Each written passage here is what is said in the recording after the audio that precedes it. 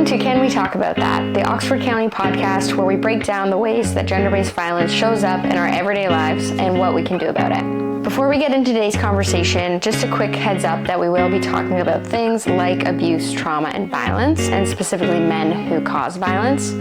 So please just take care of yourself while listening. Feel free to pause, take breaks, or maybe even just come back to this episode later if today's not the day to listen to it.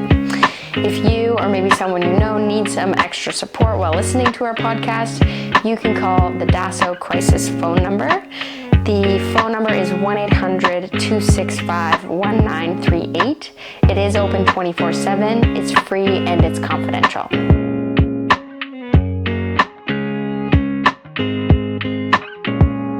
For today's episode, I'm sitting down with Tim Kelly for our second episode together.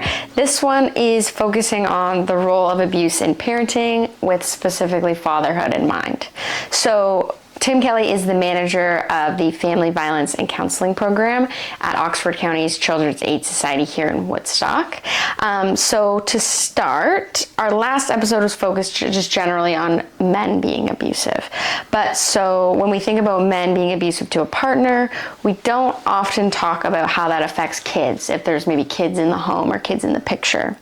What do you see maybe in your work around fatherhood and abuse? Yeah, that's a really good and difficult question. It really is. So I've been working with men in a variety of different capacities who are abusive for over 35 years.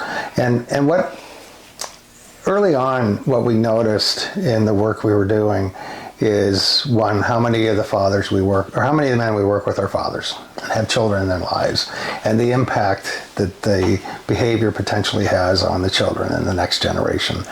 And then what we started to notice probably, 10 years into the work I was doing is the sons of men that I had worked with 10 years prior were starting to show up in our service.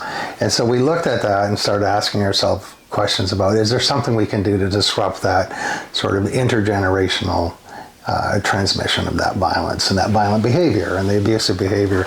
And so we started focusing on fathers, as men as fathers, as well as men as partners. And there's been a lot of work on that, a lot of research out there on that. There's tons of literature if people are interested in looking at it. But what we do know is that children who are exposed to domestic violence or children who are directly exposed to violence themselves, it has a profound impact on their outcomes as they get older. And so I think paying attention to the behavior that kids experience and what that looks like is important. And for me, the work I do, working with men who are abusive, it became essential to start looking at them as fathers. So there's work out there that might be of interest for people around the ACEs work that's out there, which is adverse childhood experiences, and the sort of long-term outcomes for kids who experience violence and abuse in their home. So you can put that up on your thing for people to go and look at. But there's some really good work there for us to pay attention to, and why it's so important for us to intervene early in a child's life if they're experiencing both domestic violence and or abuse themselves. So it's important. And so the reason I said the bit at the beginning about we saw the next generation coming in, because that's direct evidence of what happens if we don't do something, if we don't do some sort of intervention with the fathers as they are today. There's a really good chance that the outcomes are going to be that their sons will be with us. Mm-hmm. And so that's important for us as a society to think about and look at, and to really do supportive change and intervention with men who are fathers. Mm-hmm. Well, and so you mentioned, the ACEs and just how children are impacted. Can you maybe unpack just a little bit of what those impacts look like? Sure. One of the things to be paying attention to is, and thinking about, is often you'll see behavioral change in children who are exposed to violence. So young children, as young as infancy, you'll see behavior change. You'll see things in like small infants, like startle response, because they've experienced conflict and anger and hostility in the house. And then you'll see stages where kids go through normal sort of stages of development as they're growing up. You'll see those stages, they're maybe not hitting the milestones the way they should be, or they could be. So you might see bedwetting, you might see emotional dysregulation, you might see kids acting out in anger, you might see dysregulated behavior and dysregulated emotion. And we've often thought to asked ourselves questions about what you see and what, this sort of what appears to be an epidemic of ADHD.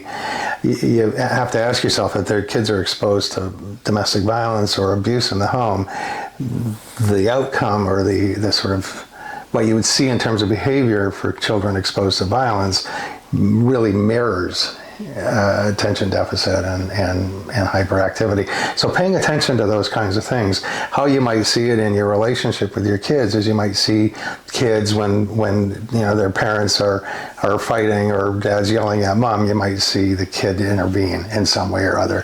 And how that shows up is sometimes in ways of behavioral problems that are going on that gets the parents' attention and to divert it away from what's going on there. But it's really important for us to understand that child development through all of that is significantly impacted.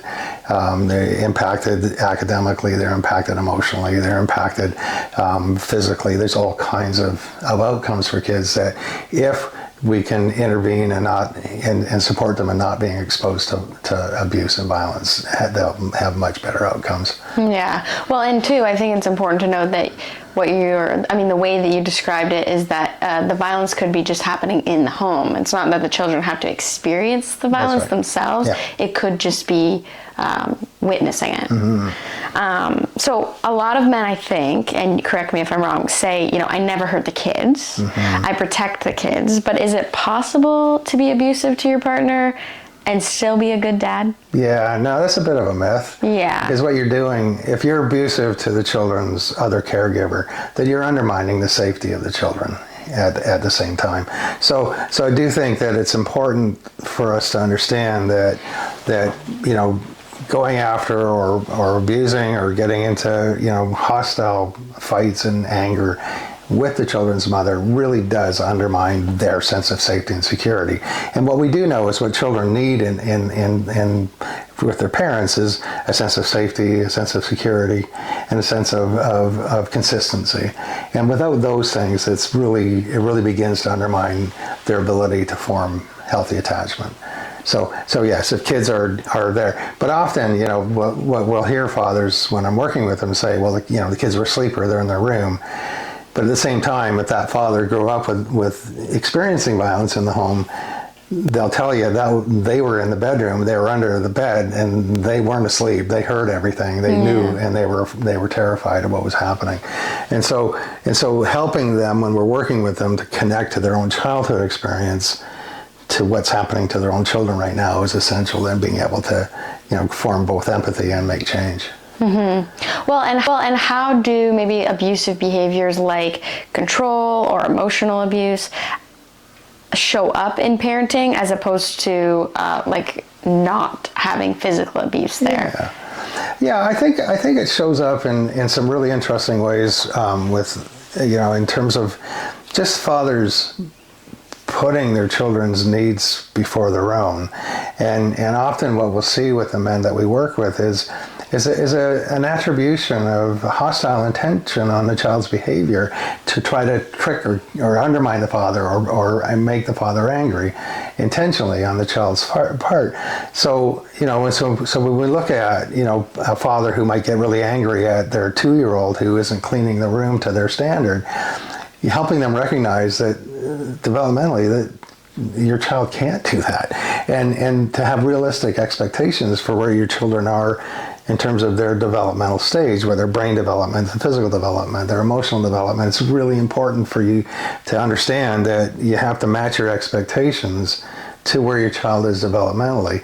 And when children are exposed to abuse, that developmental process is disrupted, and you may see things. And so I know when we're working with men, and we do work around ages and stages of development for children, a number of men will recognize that their child isn't meeting those milestones, and will begin to question themselves about what's happened there, and or their children may have emotional experiences or emotional issues and aren't meeting milestones, and they're recognizing their expectations for the 8-year-old, yet developmentally that 8-year-old is maybe at a 5-year-old level. And so again, readjusting their expectations. Rather than getting angry at the child, yelling at the mother, blaming everyone else, recognize it's your relationship to that child that's going to make it safe for them to develop in a healthy way. Mm-hmm. Well, and what would you say too, just thinking, this imaginary home that the kids are growing up, what do you think they're learning maybe about gender or power or even love and relationships while they're watching this? Sure. I think they're getting a lot of mixed messages, and I think it's important that as parents we understand what those messages are. And so if what a father is behaving towards the children's mother, using violence or yelling or screaming or ranting or having a tantrum, basically, what often boys and girls learn from that is aggressive behavior is legitimate and a way of getting what you want. Often boys will learn from that's what my dad does, so I'll do that. And you'll start seeing that show up in behavior towards their siblings. You'll see it show up in their behavior towards their mother. You'll see it show up in a lot of different ways in school. And so what kids learn is aggression is a legitimate way of being, and often, and I don't want to stereotype boys and girls, because I think girls learn the same thing, but boys and girls will also learn that when you're faced with someone who's aggressive and violent towards you, then you back off and you go quiet, right? So there's all kinds of really difficult and important for us to understand messages that kids learn from us. I often, will tell fathers I'm working with, you have to see your kids as basically they're a video camera that never turns off, and they're watching absolutely everything that you do, and they're recording it in their head. And when I talk to fathers that I'm working with and who have grown up with experiencing violence or witnessing violence, they can recount almost every incident that happened verbatim, because it's so ingrained in their head through the trauma response that's there. Mm-hmm. Yeah, so I think it's significant, to be paying attention to, and the kids aren't just passively receiving this information, they're directly receiving it. So I usually work with the fathers I work with, I help them set a goal of, be the father that your child would have chosen had they had the opportunity. As we know, kids don't get a choice, right? They're just born into whoever they are. So your goal needs to be the father that child would have chosen to be with. Mm-hmm. Well, and do you find that way of phrasing it is kind of a nice way to lead them to hopefully taking accountability? Yeah, hopefully. Yeah, what does accountability look like? Like if, let's say they're in the MARC program, how do they kind of take home the skills that they've learned, but take accountability with their kids? Yeah, so with the MARC program, which we talked about in the previous episode, we focus a little bit on fathering in that program, but we have a specific program for fathers. It's called Caring Dads, and we run that out of the Family Violence Counseling program, and that's a program that's open to voluntary referrals. Fathers can come in on their own to that, or they'll get referred. Either they can get referred through the courts, or they might get referred through the Children's Aid Society, or they can just come on their own and do that. But that's a very differently focused program. So it looks at the importance of kids experiencing child-centered fathering, right? Put my kids' needs first. And that doesn't mean that, kids get away with whatever they want to, but it's about recognizing that my child's needs are more important than mine at this point, and that they need to experience me being respectful to their mother. They need to experience me being loving and caring and kind towards them. They need to see me and experience me being supportive of community beyond that, so other people in their lives. So that's what that program focuses on, is child-centered parenting. And then we move into harm that children have experienced because of the abuse that they've dealt with. So that's a program that's open to the public to go to at family violence counseling. Yeah, program. which is amazing. So nice, and it's free, correct? Yeah. That's amazing. Okay, so there's caring dads that, dads could sign up for voluntarily. Can we maybe touch on the role that maybe schools or CAS or courts can play in holding fathers accountable? Yeah, well, I think the Children's Aid Society is one of the services that are within this community that is available for families to connect with, provide supports with. I know the people who work in that agency, they love nothing more than to work with fathers to help them become less aggressive, less violent, less abusive, and become more child-centered and more connected. So those are important services. I think the court system does what they do. I think fathers will come to us through the MARC program, and then the counselors in the MARC program might suggest to a man who's a father that he consider going into caring dads, and we can make an internal referral that way. I think the other part that's really important for us is it's as a service community, so beyond Children's Aid and beyond family violence, is people who work in our community in social services know best how to have the conversations with fathers that might be in their practice with them, that might be showing up, whether that's public health, whether it's the hospital, whether it's doctors, it could be other social services, mental health services, is recognize risks towards a child when you have a man who's in there with you, and then know how to start that conversation. Mm-hmm, yeah, that's the hard part. It's just it's only hard at first. Yeah, that's fair. Like everything is hard at first until you learn how to actually have the conversations and how to do that work. And I think there are places where you can learn that. I know the Children's Aid Society does offer trainings on how to make reports, right? So the mandatory reporting. So they offer monthly sessions on that. So, and opportunities to talk about, well, how do you do that? How do you make a call in? How do you talk to the people about making that call? Mm-hmm. Well, and too, in one of our earlier episodes, I do sit down with CAS. So if you're watching this and thinking of maybe a father that you recognize is maybe acting this way, you can even call CAS and ask anonymously, hypothetically describing it, should I report this to CAS? Mm-hmm. So if you wanted to listen to that episode, it's there, which is kind of a nice little link. So let's say maybe a father's listening to this episode. What would you say to them in terms of maybe them recognizing that their behavior might be abusive in the home? Mm-hmm. Yeah, so I think I'd say a couple of things. I think the first thing I would say is if you're struggling or you're concerned about your behavior, pay attention to that. And if you're had an argument that looking back on with your kid's mother, looking back on it, you thought, oh, that could have either gone worse or didn't go the way I hoped it would have, and you're concerned about the impact that might have had on your children, find someone to talk to. And I do think reaching out to the family violence counseling program is one place at this point that you can reach out to and say, I'm concerned about the impact, I'm concerned about my behavior.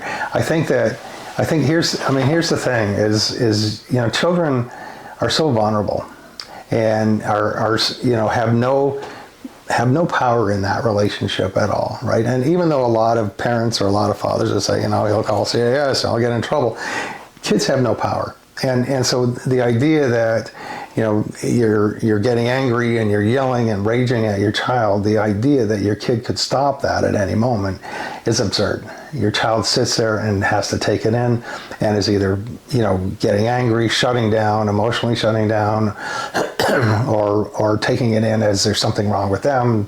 They're otherwise, Dad wouldn't be yelling at me like this if I wasn't a bad person. Like, that's the messaging. So because you're saying something to the child, you're trying to discipline them or punish them in some way, you have to pay attention to what your child is actually taking from that.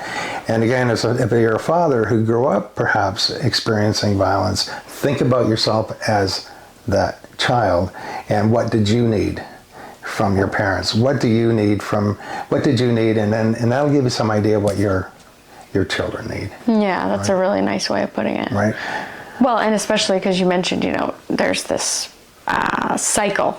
If you grow up in an abusive home, then you'll probably have an abusive home too. Okay, so to wrap up this episode and to kind of give you the last question of the day, let's say maybe there's like a teenager listening to this episode, or just if you're able to talk to the children in the home, what would you want to say to them that you think maybe they're not hearing enough of, or that they haven't heard at all? Yeah.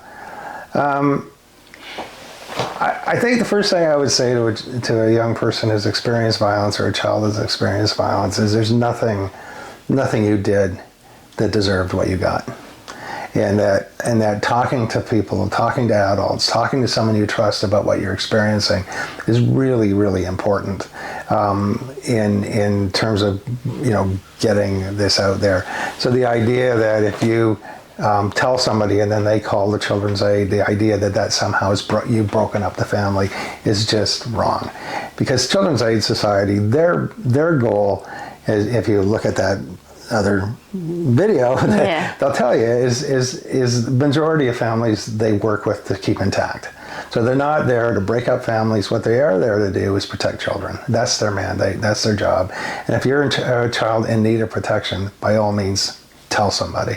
And then if you're the person who they tell, call it in. Mm-hmm. Don't be afraid. Mm-hmm. Yeah. Well, and keep going. Just there's support out there, and there's resources that can help, and it doesn't have to end up in having a family split apart. That's right. We just have to get started somewhere. Yeah. Yeah. Well, thank you so much for coming on and talking about fatherhood specifically with men. I think this one was definitely needed, and I think a lot of people will find it useful. Yeah, thanks. Thank you. Thanks so much for listening to this episode of Can We Talk About That? If anything in this conversation brought something up for you, or if you need help or just someone to talk to, please consider calling the DASO crisis phone line.